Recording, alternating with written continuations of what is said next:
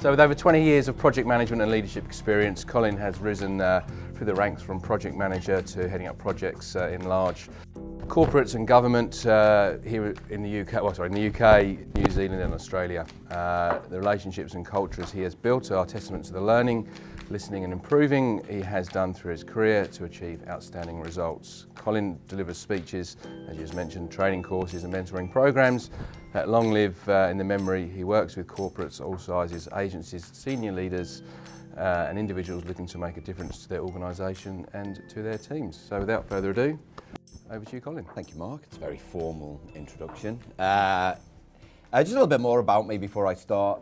20 years, and most of it was painful. Most of it is covered in scars. But I think the initial things that I learned back in '97, when I started out, when I was 10, Gene, as a project manager for year 2000. Who remembers year 2000? Remember year 2000? What a gravy train that was, right?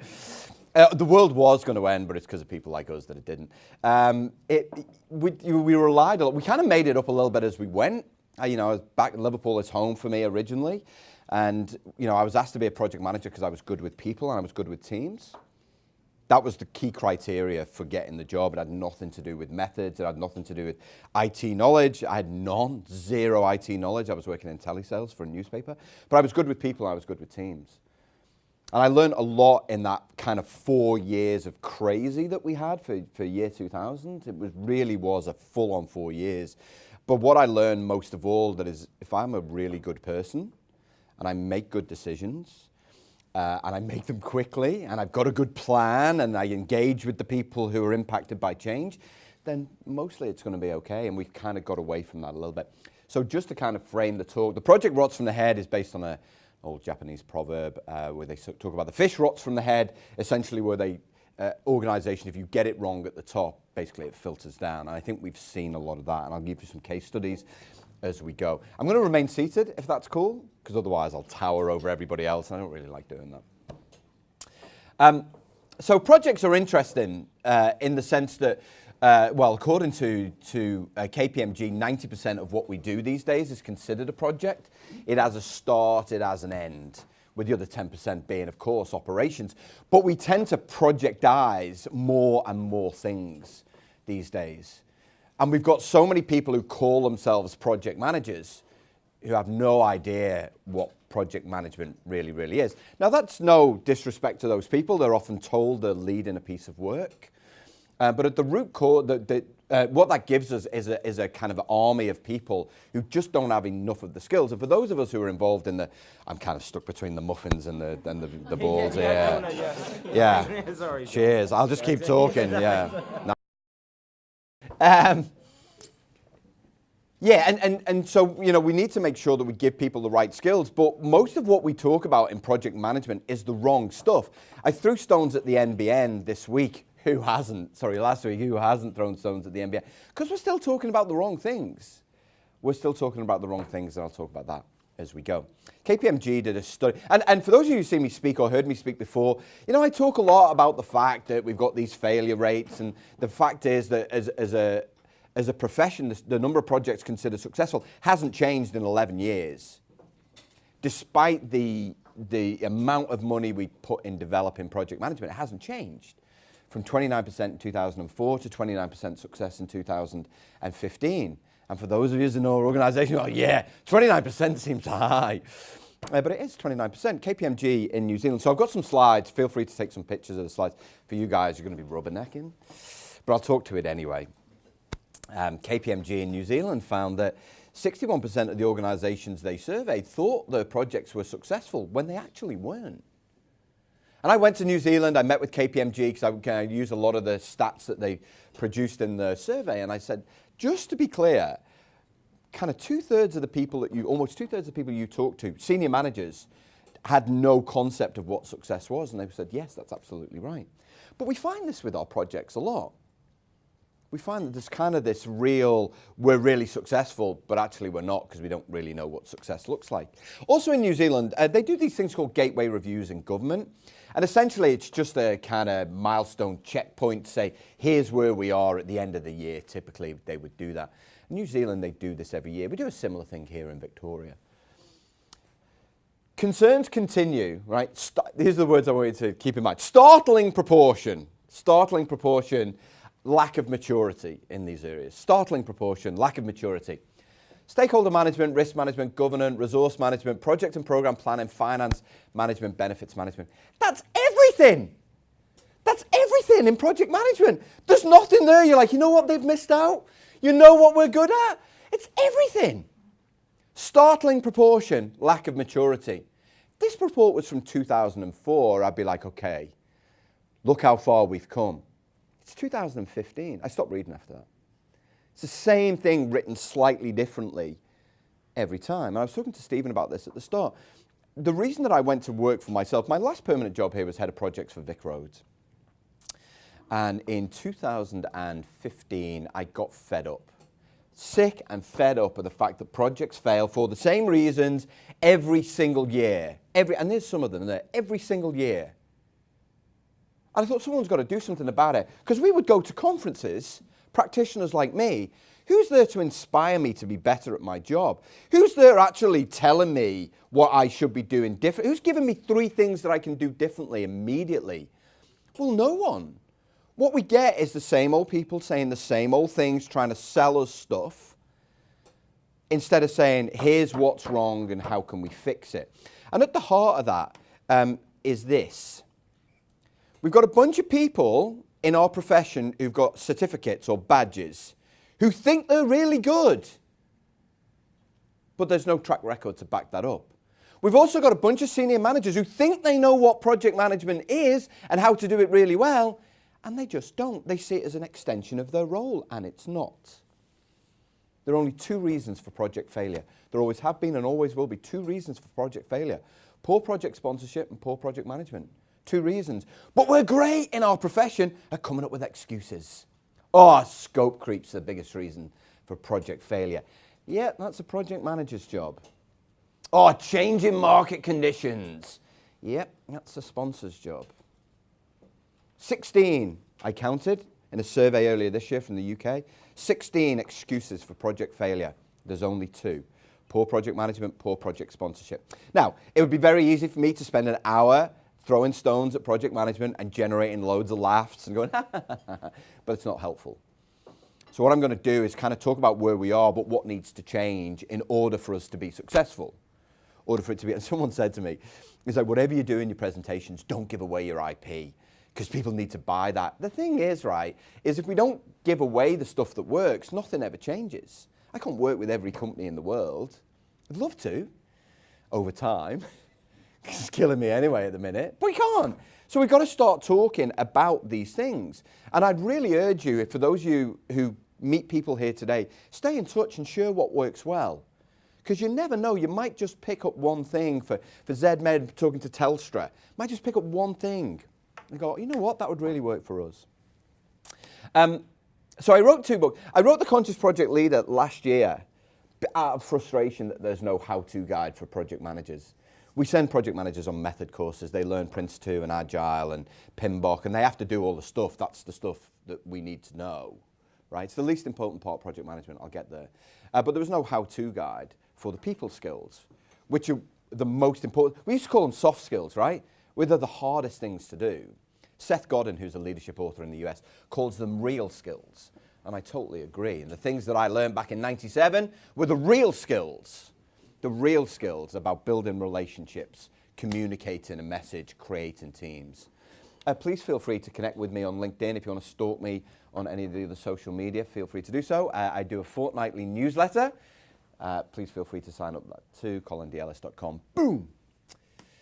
Organizations that I work with, they want something different.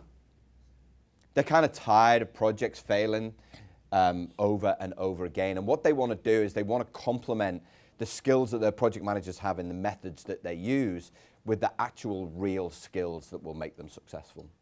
The real skills. And so the work that I do now is largely in the emotional intelligence space, which frankly, we used to think as a nice to have. When I first started work, my dad said to me, Colin, it's important to be liked, not important to be respected, not liked. Anyone heard that before?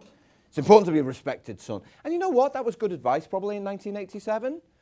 It's not good advice now. Because in order for anyone to respect you, they've got to like who you are as a person, what you stand for, how you behave, how you communicate. And it's so important that we make sure that people have those skills. It's not a default. We don't all have those skills. We really, really don't. But the great thing about emotional intelligence is that it can be learned. People have got to make some tough choices. And in the speeches and training programs that I do, I give people all the information they need to make those tough choices. And it's interesting because I work with recruitment agencies to give their people the skills, or I work with large corporates to give their people the skills. It's something that everybody needs. Top 3 contributors to project success. The Standish Group are a firm of consultants, and they do reports every other year into what makes projects successful. These were the top 3 contributors to project success when they last did their report in 2015. Number 1, committed executive sponsorship. A senior manager is all in from the start. It's not half-hearted. It's not something they do as well as their day job. It's something that they're all in. They do. It takes a day of their week. And I'll talk to you a little bit about that senior management role. Number 2, emotional maturity of the project manager and the sponsor.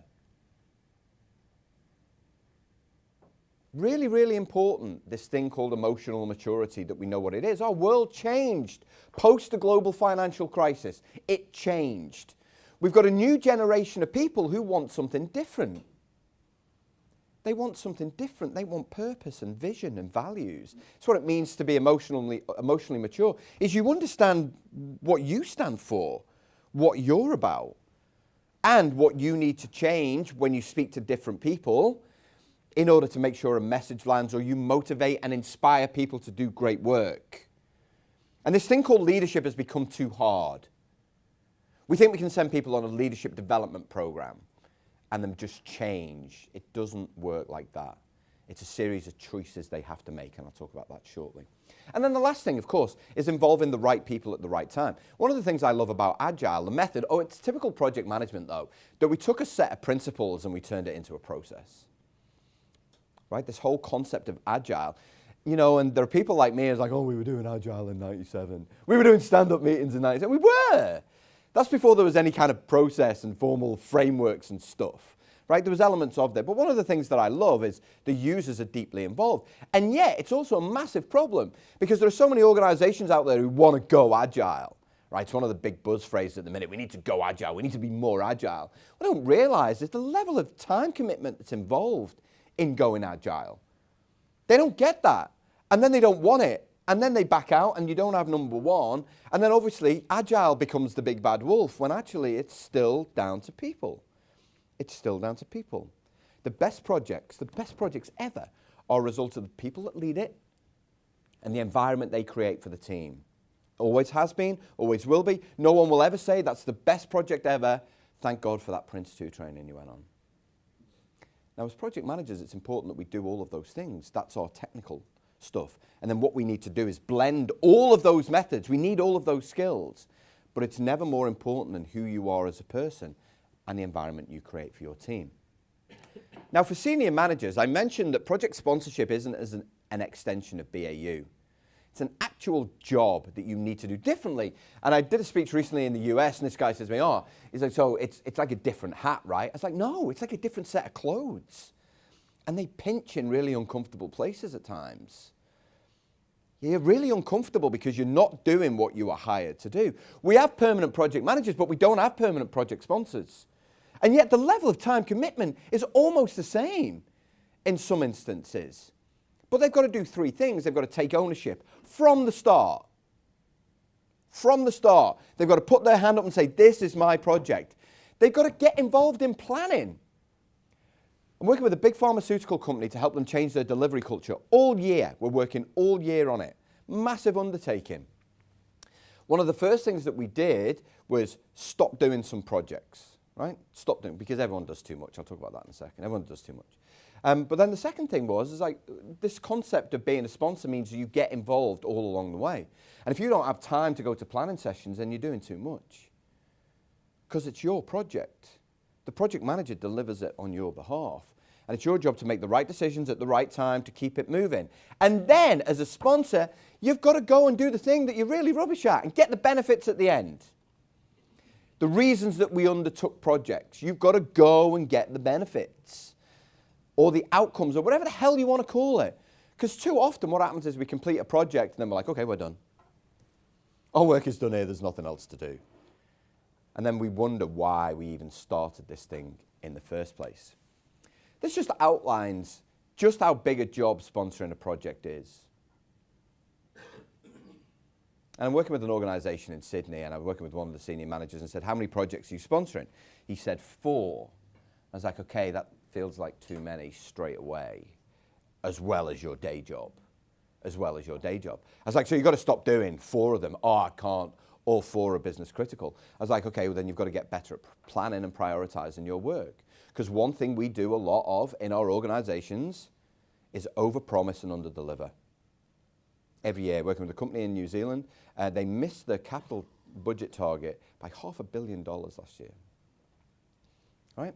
$500 million. And then when I looked at what they had to deliver, massive infrastructure, right? When I looked at what they had to deliver, I was like, there's no way you were ever going to be able to deliver that. Oh, yeah, but we'd made commitments to government. I was like, where's the honesty? Where's the integrity?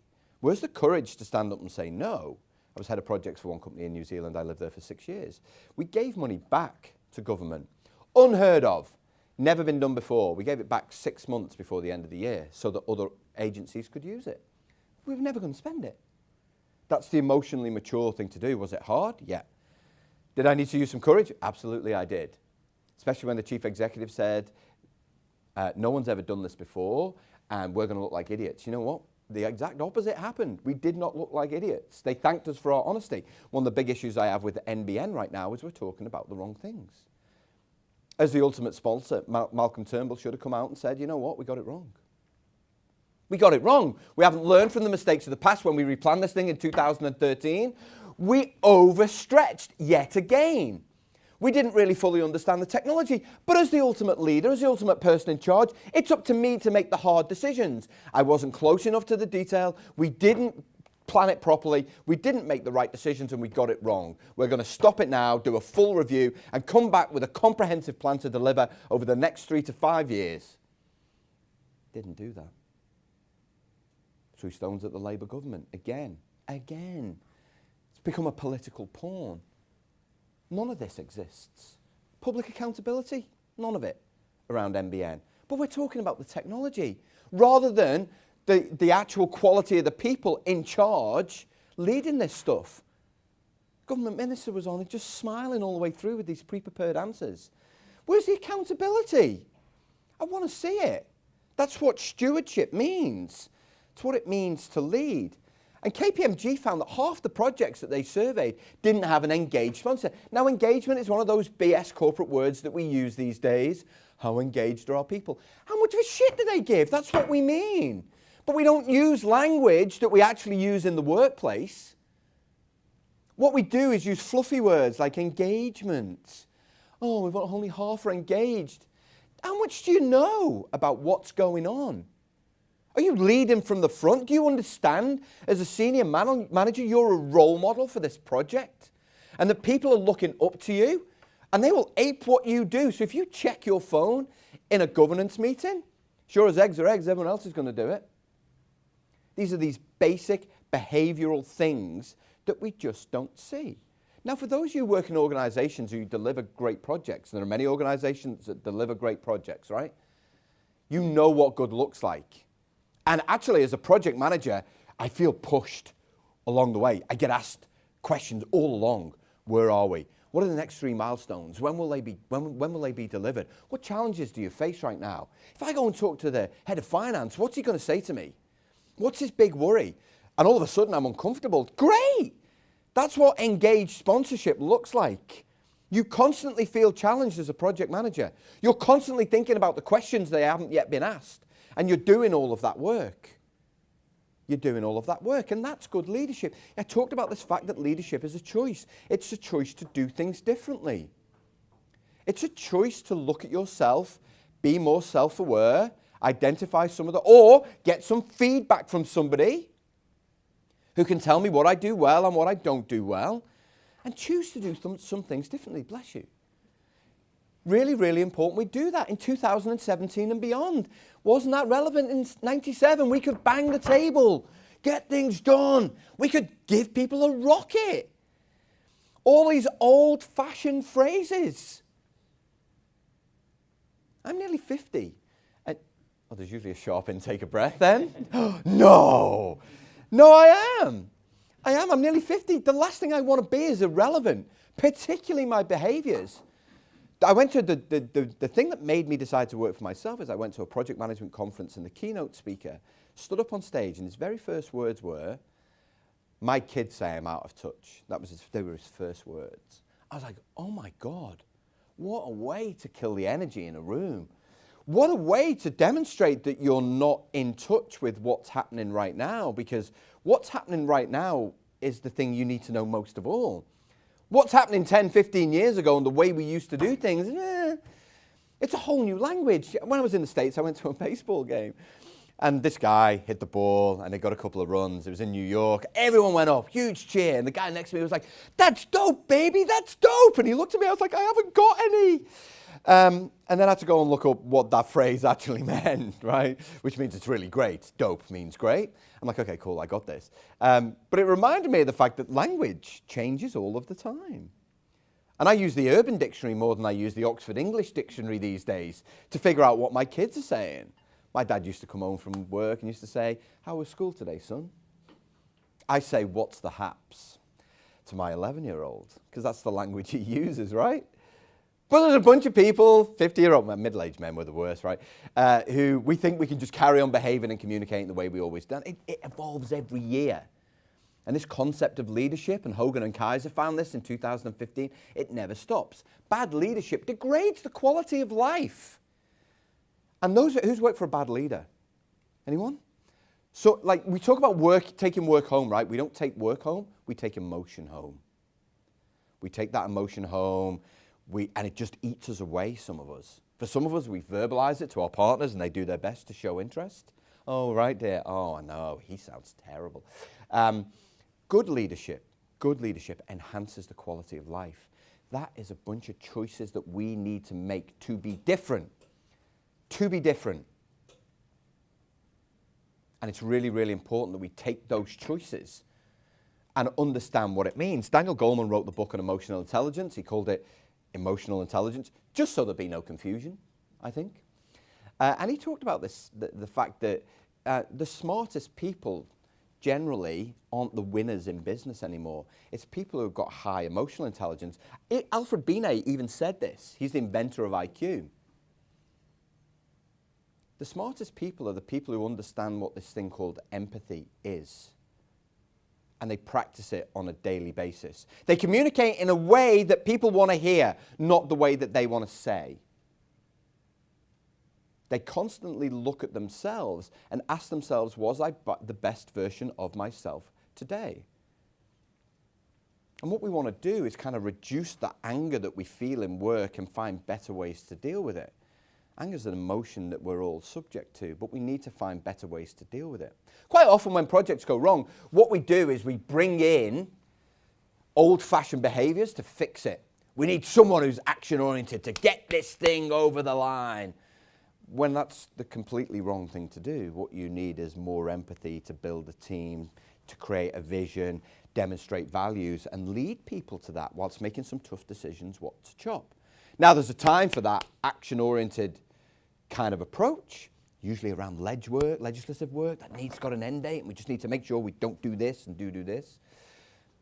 But we all constantly need to ask ourselves, was I the best version of myself today? And for those of you, when we have those days, we feel great, right? Well, like, I had a really good day today. Really good day today. Because not only did you get a bunch of stuff done, but you acted and behaved in a way that your family would be proud. And I love thinking like that. Would my family be proud of the way that I acted today? Not that I've got parental issues that I'm going to share here today, but Dan Pink said this in his book, Drive. Ask yourself whether you are a better person today than you were yesterday. Senior managers, for those of you in the room who sponsor projects, it absolutely starts with you and your commitment to projects. Absolutely it does. And if you don't know how to do this, then you need to get the information on how to do it. You need to do a program or a course that gives you the insights on how you can do this better. Because leadership development programs don't generally do it. And accountability is something that you have, whether you like it or not. It's not something that's accidental. You have it. We all have it. And you can't shirk it. And so it's up to you to use that accountability in the right way to set the benchmark. Stephen Covey said this over 20 years ago in his book, First Things First. But we constantly make the same mistakes over and over again in our projects. 20 years ago, he wrote this, 20 years ago. It's got a brilliant prioritization framework in there that every organization should use. And if you used it, you wouldn't waste time doing projects that don't connect to the vision or that don't give you a material benefit. And yet we're still got people who go out, they look at products and they go, we need that. And then we do it without asking ourselves the question whether it's the right thing to do at this time. And I love the Japanese for accountability because for me it really sums up the role of a sponsor. It's a sponsor's duty to explain where you are with a project. I worked with a great sponsor in my last job at Vic Roads, and he always knew. Project manager never presented to the executive team. The sponsor always did. He said, because it's my project. They're delivering it on my behalf. And if I can't provide an update on where we are, if I don't know enough of the detail, not all of the detail, you don't need to be right involved in all of the detail. He said, I'm not doing my job. And he was brilliant. Brilliant, brilliant sponsor. Just what you wanted. He used to take the team out for drinks. He would shout them coffee. He would be involved in everything that he needed to be involved in for the right amount of time that he needed to be involved in. Sometimes he would be there for half a day to make sure that everyone understood what needed to be done. Sometimes he would be there for the whole time. Whole time. And this thing called governance, again, another corporate buzzword. It's not, you add more governance to a project, there's no proof that it improves the chances of project success. None whatsoever. None whatsoever.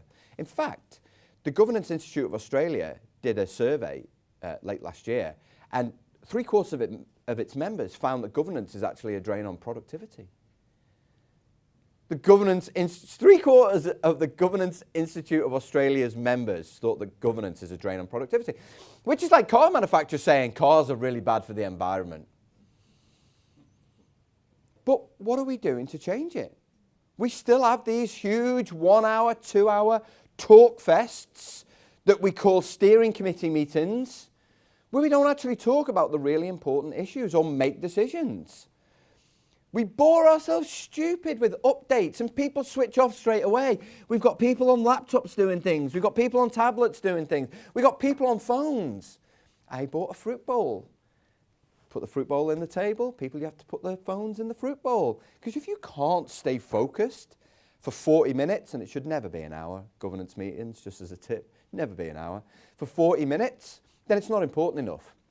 You only need to take the fruit bowl to the meeting 3 times, then people stop bringing their phones, because it's ridiculous when you see people dive for a fruit bowl. Ridiculous, ridiculous. But lots of our projects, of course, they start with a solution in mind. Solution in mind. James went to an organization, he saw they had a great finance system and we want to do it. That's what we need. We never talk about the problem that we've got. That's the thing. That's the problem that we need to solve. And it's not about the system, it's about the problem. The problem with NBN, I mean, I'm using NBN as an example. I could use about 50 other different things. But NBN is a great one. What's the problem? Our internet isn't fit for purpose going forward. So what's the thing we need to do? And of course, with projects, and what's the best way to eat an elephant, right? One bite at a time. You do it in small chunks, right? And you get yourself to a position where you've got an internet. You don't make grand promises that, you know, kind of in 5 years, we're going to have the best internet in the world. It just doesn't work like that. Because what I didn't take into account is the technological advances that we'd see in that 5 years. But we made the grand political statement and we've got to stick to it. All right? We didn't. What's the problem right now? The problem is this. So what do we need to do incrementally? There was no business case for the NBN. Just like there was no business case for the East-West link. What a shambles that was as well. Absolute shambles. Another great example of where the project rots from the head, just poor leadership all the way through. I mean, to be fair, even the Andrews government, they didn't say, okay, well, we've committed all this money. Is it good use of money spending $1 billion backing out of a contract? Is that a good thing to do? Again, it was a political promise, so we said that we would do it, so we should do it. And still, what's the problem that we're trying to fix? And let's focus on that. IT projects, of course, are the worst, but they don't need to be. They don't need to be. We bite off too much. This kind of digital transformation, we're going to spend between $3 and $5 trillion a year by the year 2020 on digital transformation. Right? Digital transformation. But we still don't have the behaviors to deliver it. Still don't have the behaviors to deliver it. So we're still going to see this, where people think that all of a sudden we're going to get these huge gains, when actually all digital transformation is staying relevant. You're not transforming, you're staying relevant to the world that we live in right now. I worked with one organization with their HR department, and they were like, oh, we want to create a workforce, 2020 workforce, blah, blah, blah, blah, blah. And again, all great, well-meaning stuff. The thing is the vision that they had about humanizing the way that they did things, the systems that they were inputting did exactly the opposite. They were dehumanizing everything. They were juicing conversations. They were kind of making sure that we did everything in a system. Weren't encouraging conversations, so there's no way they were going to get the value. One not-for-profit that I worked for said they'd get $10 million back for one project. When I looked at it, they'd be lucky to get $1 million. But they promised it in a business case, so they had to deliver it. There's no way they were going to deliver it. No way.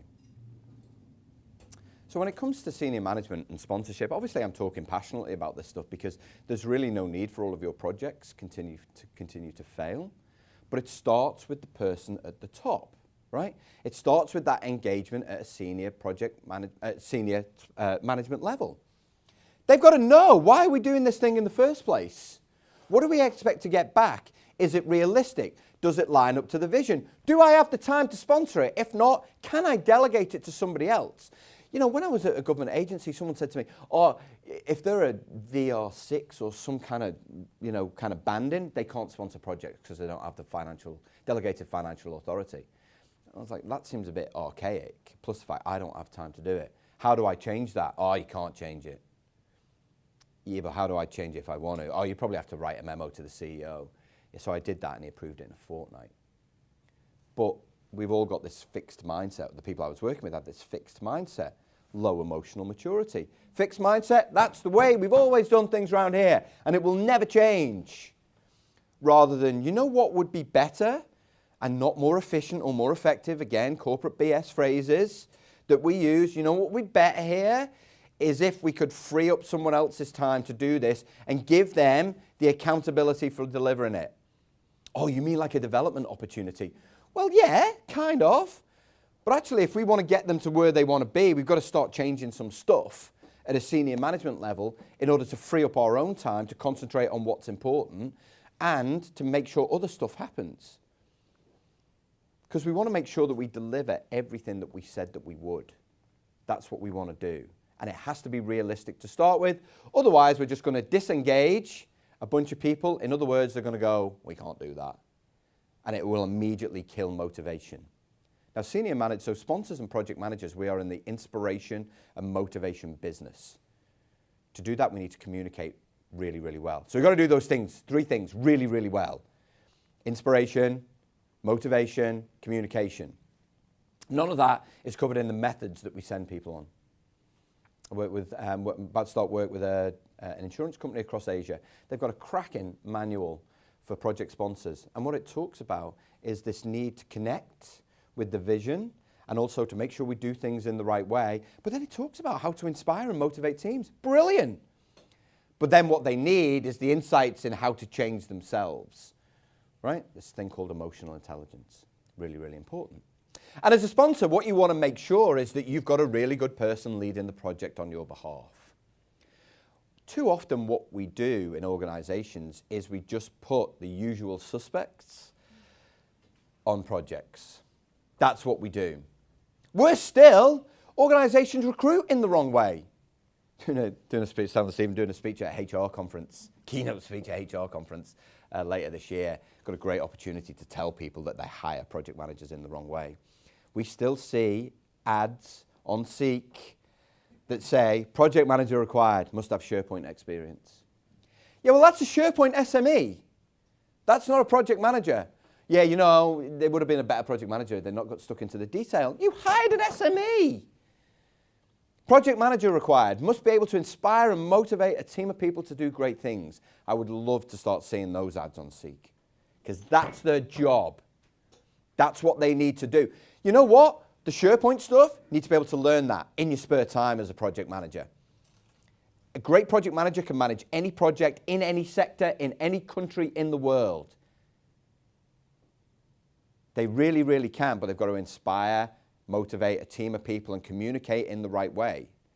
One of the things I learned very early on in my career is the way that I talk to a project team in England is very different than the way that I talk to a project team in India. I just thought I could communicate in the same way. Typical Scouser, always with a joke. And the fact that they're not laughing was their problem, not mine, because I'm definitely funny. I'm from Liverpool. We're all funny. If you're not funny, you get asked to leave and move to Australia. Oh, shit. It's different. Different cultures. You have to be culturally aware. It's called emotional intelligence. You have to learn the traditions and customs of another country if you want to be relevant there, or if you want to communicate in the right way so that they do the work that we all need to do. We all need to do. And it's our job to learn our subject matter in our spare time. But our profession, motivation, inspiration, communication, they're the things that we do need to do really well. And they're at the heart of the three things that project managers got to do. Got to build a team, build a plan, deliver the project. Those three things, always in that order. Did a speech in Perth recently. A CIO, Chief Information Officer, came up to me at the end. He was like, can I just ask a question? I was like, yeah, sure. He's like, what do you mean build the team? I was like, oh my God, you guys are screwed. Everything's going to fail. Build a team. That's what you do. You can never get a great plan unless there's a team first. Question I got when I did a speech in New York is like, what happens if I get given all the crappy people? I'm like, you know what? That's going to happen from time to time.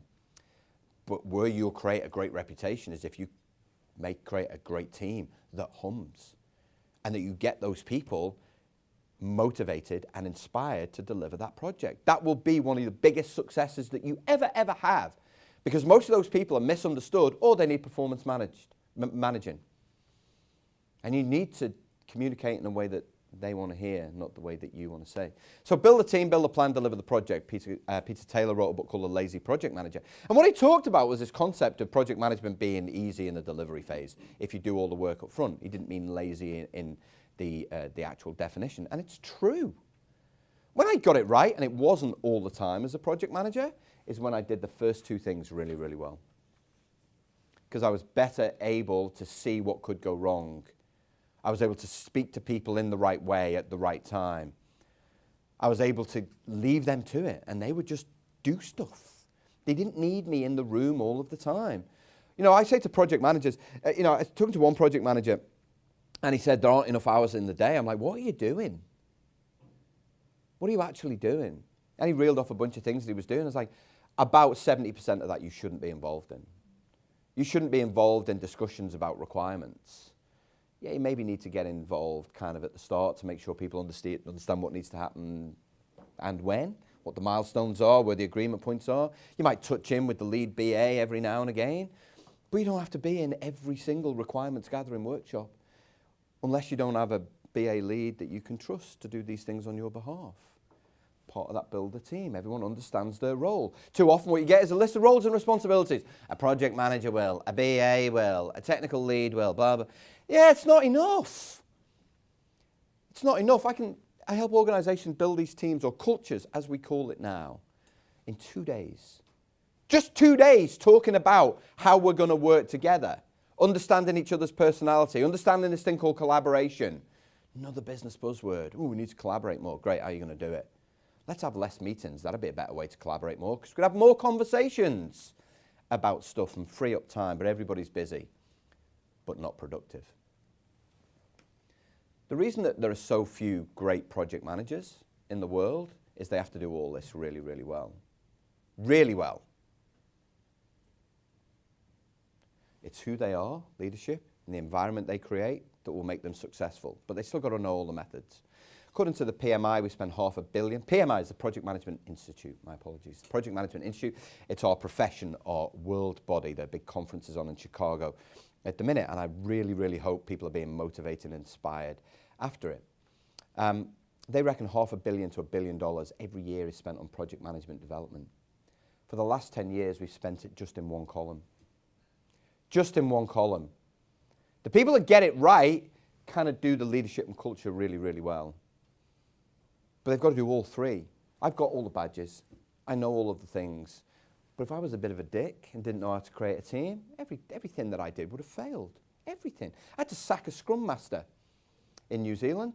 He knew his stuff. Oh, he knew his methods inside and out. But he treated people like dirt. And he didn't want to change. So we went through the can't manage people out in government, Colin. Can't manage people out. Takes 6 months or longer. I managed him out in 4 months. Because organizations don't need people like that. Because what they do is they pull the culture of the project that they're working on and the organization down. And projects should enhance your culture. Project managers have got this once-only opportunity to create the best culture for their project. They can fix everything that they perceive as wrong in their organization's culture. Typically meetings, phones, right? Usually the one that comes up all the time. Oh, meeting culture is terrible. Great, you change it for your project. You show everyone else how it should be done. Oh, you don't understand, Colin. As soon as I hear that, I'm like, fixed mindset. No, you don't understand that what it needs is a little bit of courage, a little bit of insight into what to do, and then some resilience to keep going. You build a team of people who want to do things differently, they'll follow you. Absolutely. Those people who would, that you would work with, again, they were good leaders. They had the courage to do things differently. They gave you an opportunity to shine. They managed you when you didn't deliver, and they gave you a pat on the back when you did. It's what project managers should do. It's our job as project managers to get the emotional intelligence of the team to the point where it's high at all times. And that they fully understand what this thing that they're working on, that engagement high. At that point, you get what we call a vibrant culture. You can smell it. You can smell it because it's home baking. You can touch it. You can feel it. There's visuals everywhere. There's noise. There's noise. I worked with one organization in New Zealand, right? On 2 floors, they had a digital transformation program on one floor and the IT program on the floor below. Digital transformation program, noise, music, visuals, laughing, quiet as people, headphones on the ground below, headphones on, blocking culture out. Now what they'd done on the floor above was to create a culture that kind of suited every different personality, because one of the mistakes that we make is we think open plan is the answer, and it's not. And buying a table tennis table just means you've got a table tennis table. It doesn't mean that you're agile. Stagnant cultures are just toxic, right? Toxic. We hear it all the time. No one should work in a toxic culture. Nobody. Not only that, if organizations think they've got a toxic culture, they should stop everything and change it, because there's nothing more important than your culture. But the C word we talk a lot about. But spending time and money on it? Nah, it's easier just to go open plan. Easy to go open plan, buy some colourful furniture, put a table tennis table in. Hey, we're agile. Nah, really not. Just as bad as pleasant, where we pretend everything's good. Ooh, everything's good, because we're being a bit nice. We're nice. We don't really know why we're doing it, but let's just say we're going well. I'm just going to tell Martin I'm doing a good job. It's all good, Martin. It's all good. Inside, I'm like, oh my God, I don't know what I'm doing or why I believe in this. Too nice. Worked in the public service for 7 years. Most of it was top left. It was a fight. It was a battle. It was people telling me I can't do stuff. You can't. Doesn't work that way in the public service, Colin. You can't do that. Won't work here. Can't implement agile. Yeah, we did. 2010, we did that. 2010, 7 years ago. We did that. We want to be as vibrant. The thing is with projects, and I say this to project managers all the time when I, in my 2-day training programs, is the thing with culture is you're never vibrant all the time. It doesn't work like that. But you've got to define what that looks like at the start. So when I talk about build a team, you build a view of what vibrant looks like. You get everybody engaged. You talk about the behaviors you're going to display to each other. You agree some principles. This is the way that we'll work together. You talk about collaboration, the things you will do, the things that you won't do. You talk about the different stuff you'll do to celebrate success. That's what vibrant looks like. At the end of that, people are like, yeah, this is going to be amazing. Not only that, a magical thing happens when someone strays away from it. So when they start to gossip, stagnant combatant culture, people say, hey, that's not what we agreed to do on this project. We don't do that. Because gossip is a culture killer. We don't talk about people behind people's backs. One of the principles that we've got for our culture in our project is we say nice things behind people's backs, which is a culture principle of one organization that I'm working for, which I love. Principle number 1, we say nice things about people behind their backs. I love that. That's what vibrancy looks like. But you've got to know what it looks like in order to get people back there, because you'll move through these quadrants, right? The reason that we have a bad day at work, it's not because you want to go in and say, today I'm going to be the worst employee ever. Today's the day. Come on, baby, I can do it, right? You're pulled down by the people around you or the work that you're engaged in. It just happens. But if you don't know what good looks like, if you don't know what the best version of you looks like, if you don't know what you're trying to achieve, it's hard to get back there. And we end up in this spiral of negativity rather than thinking from possibility. And key to this, certainly in a project perspective, is the relationships that we build. Love this quote from Annie Hall. Like a shark, it's got to keep swimming forward. Absolutely, it's got to keep moving forward. We've got to keep building relationships. So things like humility, things like vulnerability, things like empathy are all skills that everybody in this room and everybody outside there need to be relevant in 2017. If you don't know what they are, if you don't know how to demonstrate them, then you're already irrelevant. You've got to catch up very, very quickly, because that's what we want to see. My dad has told me he loves me 0 times in my life, right? Like 0. If there was less than that, it would be less. Like, it's not what he did. I tell my kids at least probably 3 times a day, because that's what we do now. That's what we do. That's what we do in this generation. And so you've got to catch up, because we've got a generation of people coming through who want something different. I saw a TED talk that infuriated, or an online talk that infuriated me at the time. There's that anger thing, right? I bottled it up, used it for positive good. And it talked about the fact how millennials are different. You know what? Every generation is different. It was the most obvious thing to say. But it wasn't about them. It's about what we need to change. What we need to change to make sure that we stay relevant and that we keep our skill set high. Because at the end of the day, we've got something to deliver in our organizations, whether it's operations or projects. And we've got new people coming in all of the time. And we want to make sure that we create an environment that's accepting of everybody, that leverages everybody's skill set. But it's our jobs as senior managers and as project managers to motivate, inspire, and communicate in the right way. Because we have to get things done. We have to get things done. And Rome wasn't built in a day, but they were laying bricks every hour. So we don't spend hours and hours stroking egos. No, absolutely not. What we do is find the right words in the right way to get the right things delivered at the right time. Because if you do it in the wrong way, people will disengage very, very quickly. They'll find something that's more interesting on here to look at. And we're all addicted to our devices. And we all have to change some habits. I turn the notifications off on my phone.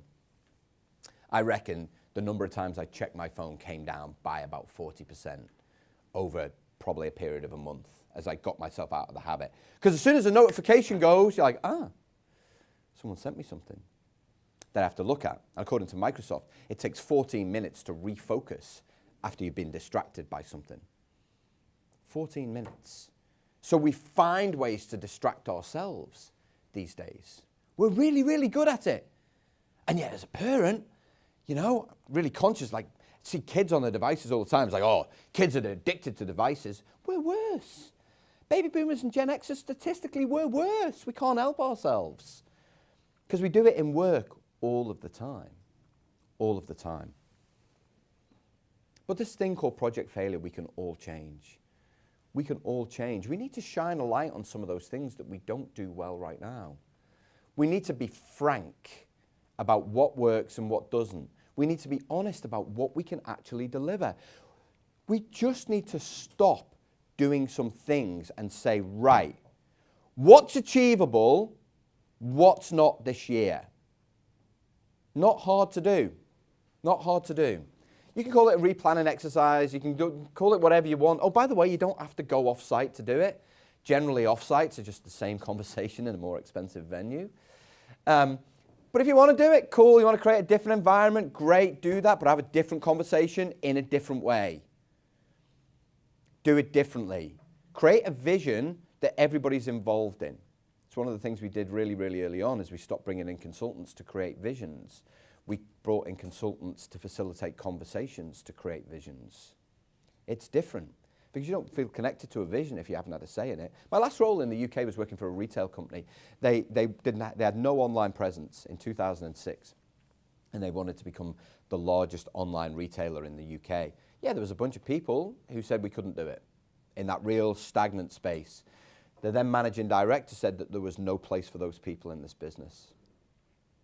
None whatsoever, and he would gladly provide a reference, and the senior managers would provide a reference for all those people that wanted to leave if you didn't believe in the vision. He said, here's the thing though, I'm not going to tell you what the vision is. He said, we've got my management, the management team are going to go off-site and come up with the vision, and we did. 350 people off-site to come up with one sentence, a bunch of values, and some short-term wins, right?